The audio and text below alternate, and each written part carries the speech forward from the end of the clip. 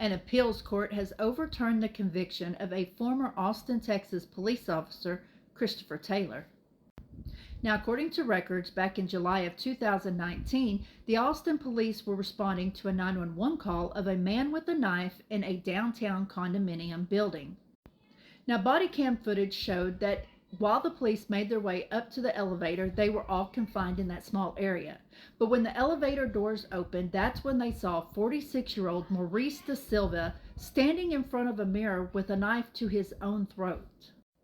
That's when it is said that Da Silva turned around and started towards the police officers with the knife in his hand. And that is when Da Silva lost his life. Now, after an internal investigation, that's when Taylor was indicted on murder. But before the trial, they had dropped the murder charges to deadly conduct. In 2024, Taylor went to court, and that is when a jury of his own peers, after looking over the evidence during trial, had decided he was guilty. He was sentenced to 2 years of prison, but Taylor never served any time.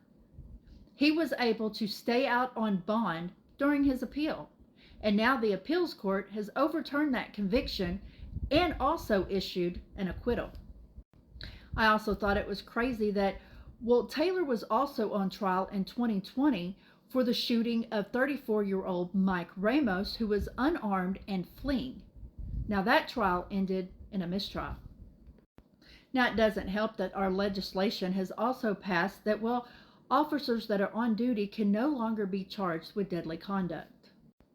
Now, I will admit that this case has made me think that why do we even bother with a jury trial, especially if it's a police officer, a judge, a lawyer, a politician? Because really, whatever that jury has to say doesn't matter. Maybe in the future, some things will change. But I guess we're just going to have to wait and see what happens, y'all.